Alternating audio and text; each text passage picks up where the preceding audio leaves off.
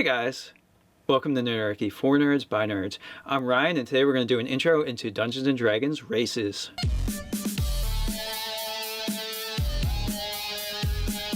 Once again, we'd like to extend a massive thank you to Easy Roller Dice for sponsoring this series. You can check out the description below, where you can find a link to check out their awesome selection of dice, as well as a coupon code that'll save you 20% on your order over on easyrollerdice.com. So in our last video, we went through the process of making our first Dungeons & Dragons character. And once you're more familiar with making a character, you can pretty much take all these steps and start wherever you want to make your character. Because inspiration for role-playing game characters can come from literally anywhere. But in this video, we're going to narrow in and talk about player character races. Now your dwarf, your elf, your human, and your halfling, they're typically considered the standard races for role-playing games. So most medieval fantasy role-playing games are going to have those player character races in some capacity. It's kind of a discussion between you and the dungeon master as far as what niches those creatures fill in the fantasy world. You sort of have your stereotypical way that those races might be perceived in a role-playing game. But maybe as a group or the dungeon master in creating the world decides that that's going to be different in this game setting. Typically, when you have dwarves, they're kind of these stoic and noble and honor-bound creatures.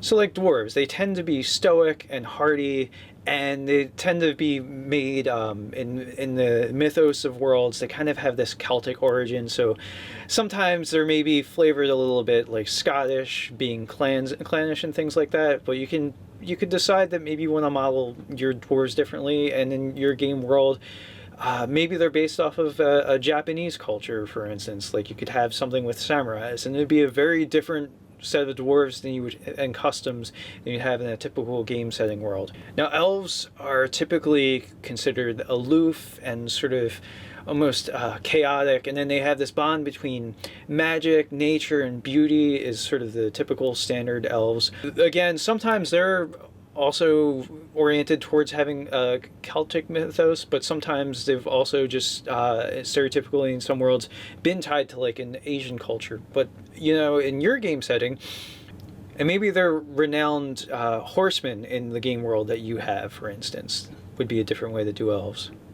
Halflings tend to have an eat, drink, and be merry. But let's forget about the possibly dying bit, because they're more of a comfort drawn race. Yeah, like the Lord of the Rings stereotypical halfling, the happy hobbit thing. That tends to be a pretty adequate depiction of what the stereotypical halflings tend to be.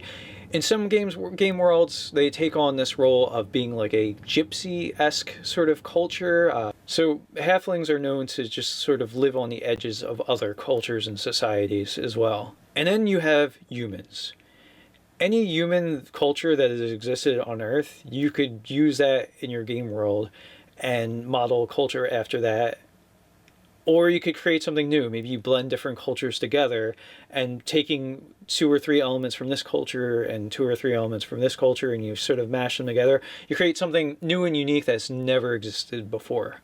And then you get into your weirder races, your dragonborn, your half-orc, your half-elf, your tiefling. So kind of the way that the player's handbook describes this is that these are races that may not exist in every game world. Like in some game worlds, maybe the offspring of the different demi-humans, like half-orcs and half-elves, like maybe they can't exist in your world because those different races just can't crossbreed with other races.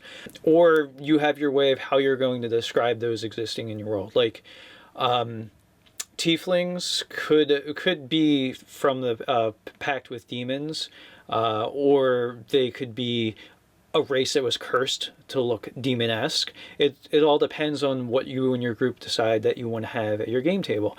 You could have a world where dragonborn are common, or they're like monstrosities that no one has ever seen before and everyone's freaked out when they do encounter them. Or as a group, you could decide that they just don't exist at all, really. Oh, I guess I forgot to mention the noble gnome. So for some reason, the gnome used to be a standard part of the game, and then they got shunted into being the a part of the uncommon races. It's weird, but it happened. But I tend to think of gnomes as being a part of the standard D&D in my book. So the Dragonborn are kind of noted to be noble and honor bound themselves. Gnomes have that sort of natural inquisitiveness about them, and also a similar love of nature that are noted with elves. Basically, gnomes are kind of some midway point between the inventiveness of dwarves and the natural beauty appreciation of elves. They're kind of the halfway between those two. There's half elves, which they're that sort of, they could either have a midway range of views between humans and elves, or they could have been raised in one society or the other without completely fitting in, so they could be a bit of an outcast character. Or they can just exist in any civilized society or not so civilized. If you wanted to have like a barbarian tribe that happened to have sacked a caravan or something and they're raising a half elf, well, that could be an explanation how your half elf barbarian came to be, perhaps. So the half-orc, they tend to hold on to that ferocity of their orcish parentage, and they tend to live in very much the margins of civil societies themselves as well.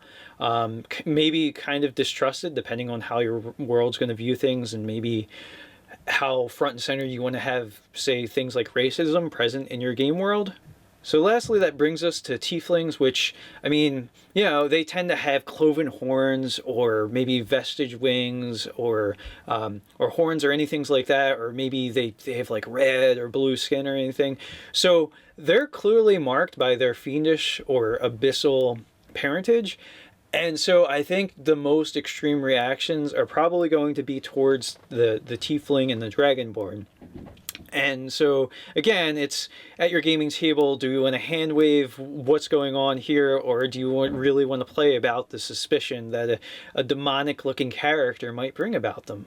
So all these discussions are just baseline assumptions that the player's handbook and sort of past gaming experience has brought us to today. But for your gaming table and your gaming group, you may decide that the history of the different races and how they interact is just different, and that's fine too.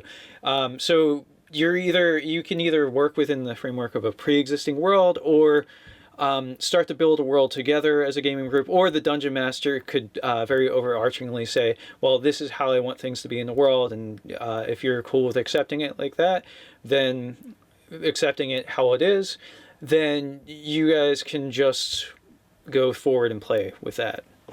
So again, all these are just baseline assumptions of how player races interact in the world. As you get further into the hobby, you may want to play with sort of the stereotypes and how does your character break from the mold of these societies, or maybe reinvent game world races and societies in your game. And it's also a worthwhile discussion with the dungeon master of how they want the races to interact in the world, how just the society at large views certain races, how much you want to bring in real world struggles and turmoil into your game world. Do you want to just make this a fun fantasy game and not really worry about sort of social political problems and difficulties, or do you want to have racism front and center and the struggles that's going to create for your character? So that's all sort of up to you and your gaming group, and how much you want to deal with the real world struggles, or do you just want to make this game purely about escapism? That's all on you and what your group of friends enjoys. After you've been playing Dungeons and Dragons for a while, you may find that certain races just sort of speak to you, that it's just a race you tend to like to play. Like for me, that's halflings. For Dave, that's dwarves. And then Nate and Ted, they tend to like to play elves or half-elves in this edition of the game. So you might find that there's just a race, for whatever reason, again and again, you go back to want to play. Some races do excel at being certain character classes, but if you just have an idea that grabs you and it just seems awesome and fun to play, you should just play it. Go with the cool, fun character concept rather than the most optimal thing, because you're just going to have a better time, really.